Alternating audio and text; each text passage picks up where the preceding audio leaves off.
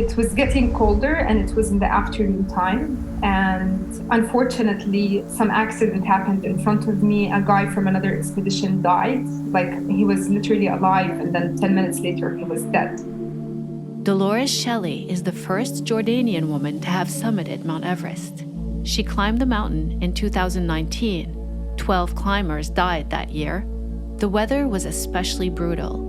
In Nepal, it snowed more than it had in over 40 years, and it even snowed in Kathmandu, a rare occurrence.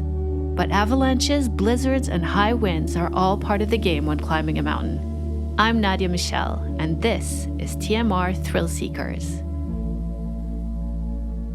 I've asked around later, and they told me that he was already exhausted going up, and he was 65, I think, his age. So he did not want to listen to the guides. Like they were telling him that he's tired, he should turn back because you have a window to climb to the top.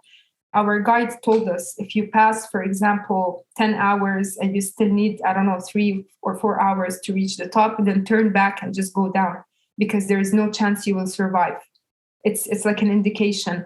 Or if you feel tired or you have frostbite. So we had to, like the other guides had to put him on the side, and then we had to go down the ladder. I think that moment I realized how serious this is and that people actually died out of exhaustion, not only oxygen or anything or falling. And this really drained me. That moment gave me a lot of fear. So I started going down slower, which means the day passed while I'm still going down from the climb. It became really dark. It became really cold and windy, this is when usually people fall asleep. They start hallucinating. I stopped having water. I didn't have food. Thankfully, I had extra oxygen supplements because I didn't want to go to Everest unless I had 12 bottles, which is considered a bit more than what others would take. So yeah, it took me a lot of time to go down. And around, I think, 1 or 2 a.m., I was losing consciousness. I wasn't hallucinating, but I was really cold. So I found a tent in the middle of the way, which is not my tent. And it was like half broken and the wind was just blowing so fast. And I just got in and I was like, you know what? I'm just going to sleep here. I don't care. There is no mat. I'm going to sleep on the rock. I cannot do this anymore. So thankfully, I had a Russian guide with me, which he wasn't from my expedition, but he saw that I saw all the deaths and those things happening. So he stayed with me there for half an hour, but then he had to wake me up and get me out of the tent so we can find another tent where he can melt some water, we can find some food. So going down was a disaster to me. It was something I was not expecting. I'm laughing now, but trust me, back then I was crying all the way down. Like I'm walking and just crying. And then after we found the tent, which is not ours, I was able to sleep a few hours and get warm with the guide. And then after that, we continued the way down. I would say I was very lucky and blessed to have the full health and focus going up. And I had no issues, no fall. Like I didn't fall. I didn't feel fear or anything when it came to that. The weather on Everest can be brutal. I don't have the exact figures for that particular day, but wind speeds often go over 125 miles per hour, which is roughly 200 kilometers per hour. As a comparison, Hurricane Katrina, that hurricane that destroyed New Orleans in 2005, made landfall at 175 miles per hour and then ripped through the city, ripping the roofs off of houses at around 100 miles per hour. Keep in mind that Dolores is 1.72 meters and only around 60 kilograms. It was too stormy, too windy. We even that not only the summit week, even before that, the second round that I just told you about, when we go to the 7,100 meters, that day there was a huge storm and I was taking it as a joke, to be honest. I was like, whatever, it's just a storm. And then at 7 a.m. I wake up, I get ready, I get out of the tent and the storm blows. And I just see myself flying, like I almost flew off the edge. And then one of the Sherpas just jumped on me. He grabbed me down to the floor And there was an ice axe in front of me, and I was holding onto the ice axe. My other tent mate also, she was on the floor, and then they put us back to the tent. We were soaking wet, and again, everyone was like screaming because it was unexpected, but we had to continue. So we went down really fast as much as possible because you cannot see anything in front of you. It's too white, it's too cold, foggy. There's a lot of storm. It's on the edge. So it wasn't the best year to climb, to be honest. I didn't even enjoy it as much on the top because I was there for 10 minutes. Usually, if the weather is nice, you can stay 40 minutes on the top. We stayed for like 10 days in the camp waiting for the window opening. Usually on Everest, you have a week of window opening if you're lucky, and the weather is nice. And they were telling us every day, like, guys, you need to be ready. There's a big chance that we might not summit this year because of the weather, because it's so dangerous that we have to cancel everything. So we only had two days of window opening. 2019 was also a record year on Everest in terms of the number of climbers. 885 people summited in a very small window of opportunity in May when the weather finally cleared up. So all of those climbers had to summit in the same couple of days. Adventurer Nims Persia was also there that year. You might know him from his 14 Peaks documentary on Netflix. He took a picture showing hundreds of people on a line near the top of the mountain that made the front page of the New York Times. It made it look like the mountain was dangerously overcrowded. That picture, along with reports of dead bodies being left along the path, created a sense of public panic, which is what the media is really good at. But it also gave the impression that everyone is now climbing Everest and that maybe it's not so challenging after all. But that's a big assumption to make. Consider this, around 30,000 people ran the Boston Marathon in 2021. But that doesn't mean that running 26 miles is easy. High altitudes can be deadly, and extreme harsh conditions take their toll. It was a very, very, very bad year. From the Nepal side, most of it was because of the crowd. Also, it's not only the weather. There was a huge line of people. I don't know if you've seen that photo or in the news. A lot of people came back with frostbites and lost their fingers or even half of their hand or something. The challenge of it, I know it sounds so hard and all of that, but there are so many good things to it where you learn how to deal with challenges. Dolores was born and raised in Jordan by a Palestinian Jordanian father and a Serbian mother. She grew up dreaming of climbing mountains and epic adventures. But the expense of mountaineering was more than she and most people can afford. Each mountain is different. So if you're talking about the 9 days mountains and stuff, it's like 5,000 to 6,000 euros. But Everest is like $64,000, something like that. Yeah.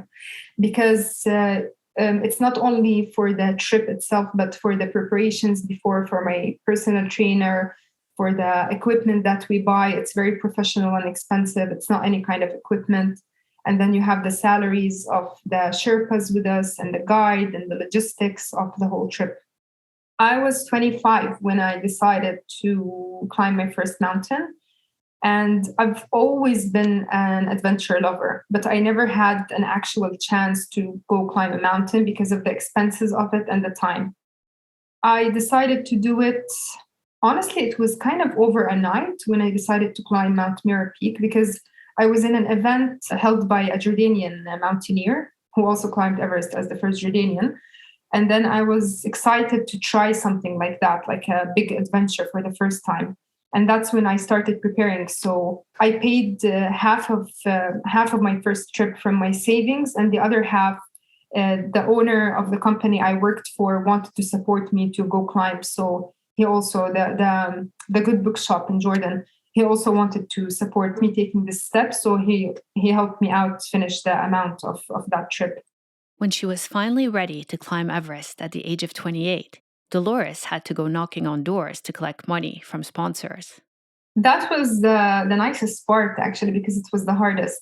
So I had to do like presentations, and I had to knock on doors and look for sponsors to support me to climb the mountain.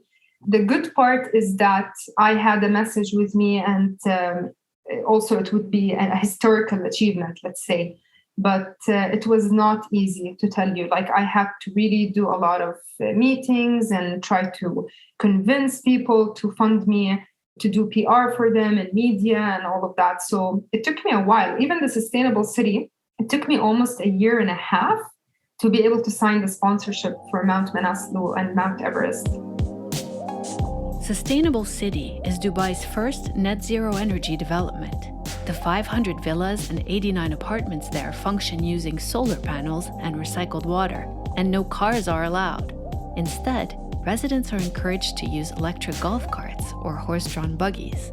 There are natural biodome greenhouses and organic farms for local food production, and there's even a school, a mosque, and a science museum.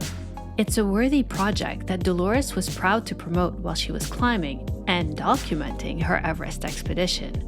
In fact, she filmed the journey herself and eventually released it as a documentary called The Lone She, which premiered on National Geographic Abu Dhabi on International Women's Day in 2020. After climbing Everest, Dolores returned to see her family in Amman. Jordan, a lot of culture, a lot of tradition, family-oriented, social life, beautiful nature destinations. Petra is there, the Seven Wonders, one of the Seven Wonders, and the Dead Sea, the Aqaba. There's so many other things in wadis also to see in Jordan. Oh, and the food. I'm sorry, I forgot. The food is the best. I have to admit, my favorite is there, the food in Jordan. One thing Dolores said she really missed while she was on Everest was home-cooked food. I asked her what her favorite dish is, although I suspected I knew the answer. Mansaf, of course. I can eat it for breakfast, lunch, and dinner. I don't mind, which drives my mom crazy because she cooks everything and she's like, that's not healthy for you to eat all the time. Mansaf is Jordan's most famous dish. It consists of lamb cooked in dried yogurt that's been fermented for several months. It's usually served with rice flavored with animal fat and eaten with thin Arabic bread. But the right way to eat it is by making a small bowl with your hand and scooping mansaf from a communal serving dish and then adding some onion on top. Dolores' enthusiasm about the food was real, but it didn't quite make up for the post-adventure syndrome that many climbers experience. It can be tough to readjust to the underwhelming routine of regular life. It was more like taking a break for 2 months, but not any kind of break. This is the hard part to explain because it's a challenging kind of break. It's not like a holiday. And then coming back and just having to adapt back to the norm of the life you've been living is kind of a weird feeling. And also, of course, the exhaustion really had impact on me. So when I had TV interviews, I felt like my mind was not there. I felt like my body is there, but my mind was not present at that moment. I mean, like, my focus and everything came back after, let's say, 6 months or a bit more. But I don't feel I'm the same person. And I don't think I'm ever going to be the same person, which is fine. But it did affect my relationships with people and my surroundings and how I look at life. It did affect a huge part where I became more observant about certain things that I've noticed a lot of, I don't want to say everyone, but a lot of people don't see it the way I see it. To find out more about Dolores, check out her Instagram page at Dolores Shelley. If you enjoyed today's episode, be sure to like it and follow us on whatever platform you're listening on. You can find me on Instagram at @NadiaMichelle_. See you soon.